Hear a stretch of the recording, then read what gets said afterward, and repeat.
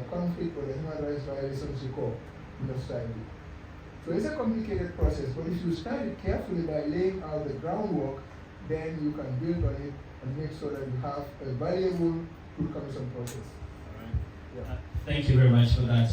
Let me go to Madam Soshi. I don't know whether that's the right pronunciation. Yes, and who qualifies to sit on such a body, and can it have international and local commissioners? What considerations are made when such people are being selected? Before I answer your question, yes, I just want to say that I'm meeting the judge for the first time. Wow. But I was very much a part of the struggle, of their struggle for apartheid. As young students in the Gambia, and then we went to study in the UK, we marched, we demonstrated, we wrote postcards, free Nelson Mandela. My sisters used to think I was crazy because I had a small baby. I put her on my back and go for 25-mile walks, free Nelson Mandela. And without that, so thank you. We were part of you. But why I'm bringing it up is to show that without solidarity and support, you cannot achieve those goals and objectives that you want. And for the Gambia TRRC, it was a really, how do you call it, support, international support, local support, solidarity with the international community, the Peace Building Fund, UNDP, the list could go on, International IDEA, ICTJ, CSOs, the communities. You need that support if you're going to succeed. Now, specific to your question, who qualifies?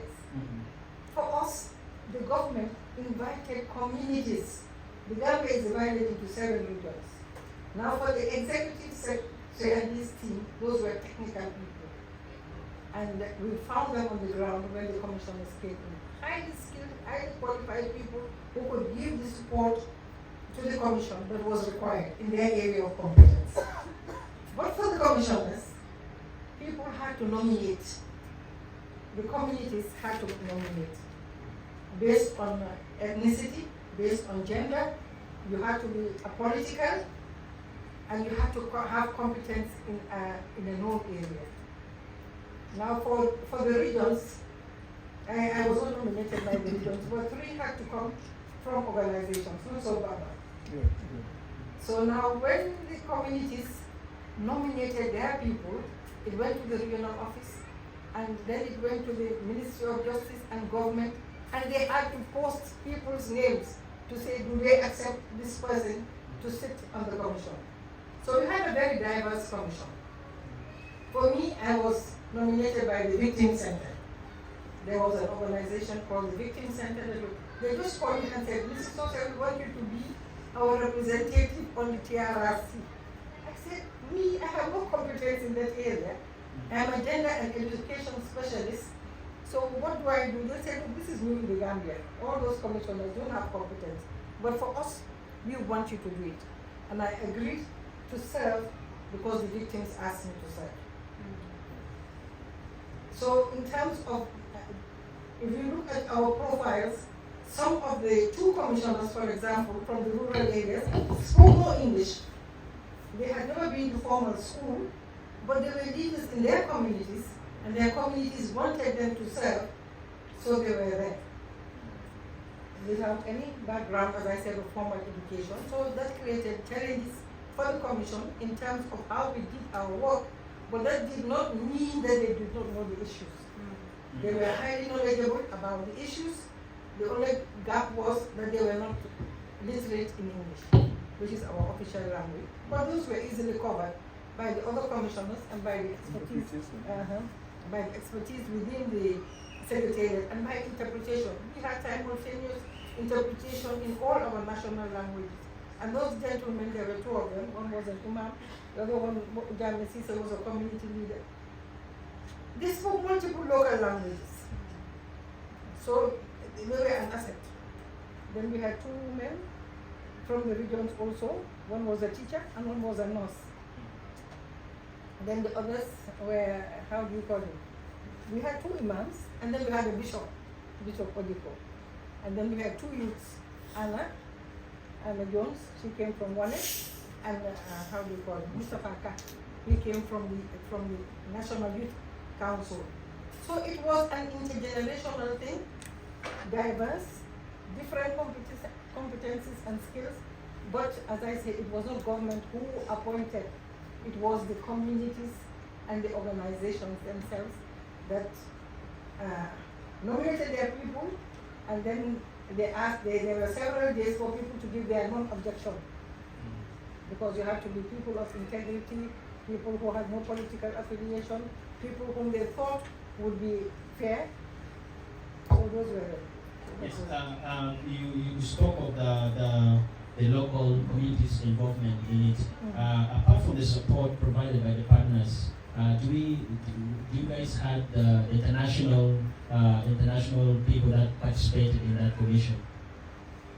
When you mean international, meaning the diaspora? Yeah, diaspora, yeah, people in the diaspora, yeah. Okay. Yes. We ourselves went on a diaspora engagement to inform the Gambians and non-Gambians in the diaspora about the TRRC and the work of the TRRC. And they were very supportive in terms of reparations. Somebody would, how do you call it, would testify, and somebody in the diaspora would just call and say, look, I want to support the victim. And they would send money to support the victim. All the organizations would send money. Okay? You want to answer? No, it's fine. He wants to say. Yes.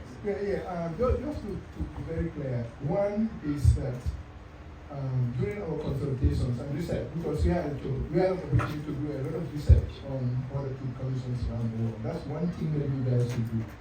Some of you are university students and the Ministry of Justice and all the partners who are working on setting up the two commissions. Do a lot of research. Look at the examples of other two commissions, not just national consultations, extremely important, consulting international partners, extremely important, but look at what is in the history of the school, how the two commissions function. One of the things we realized was that a lot of the two commissions, almost all of them, or with very few exceptions, are international commissioners appointed by the governments. Now, we try to avoid that. No commissioner, apart from the chair himself, was appointed by the government, as the study said. There were rules of engagement that were developed, regional selection panels were developed, in all of the regions, and specific guidelines were written down that were followed. And so the communities themselves actually appointed the commissioners, like Mrs. Sose was nominated by a victims organization. Across the regions, people nominated, they said this is the guy that we want. But then there were guidelines. They had to meet that guidelines. They could not be politically affiliated, they could not be corrupt, they have to be community leaders of integrity. In terms of international involvement, no commissioner of the TRRC was a foreigner. No staff, full-time staff of the TRRC was a foreigner. Everything was Gambian owned and Gambian operated. So that is an important thing to know. On the process. The process is driven by context, by the South Sudanese context, and it has to be driven by the South Sudanese people. You don't need foreign experts to come in and sit on your commission or on the commission staff, except as technical advisors and helpers. They could do that. Okay?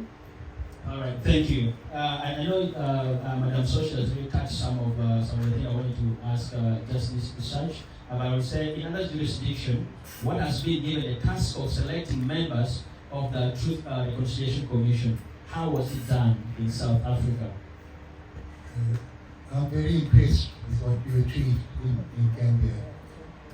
And I'm sure it in itself was nation building. Everybody in a new task, not for office, but for truth, is wonderful. South Africa chose a different route. We elected to Parliament, but Parliament had to select the members of the three sections, and there had to be a special vote, a special majority, a high majority, and a great attempt was made to make it very inclusive. So there would be different religious groupings maybe involved, a number of people who were not religious, different ages, different backgrounds, people from the women's movement, from the trade union movement were there, some university people, but not many university people, but not government people.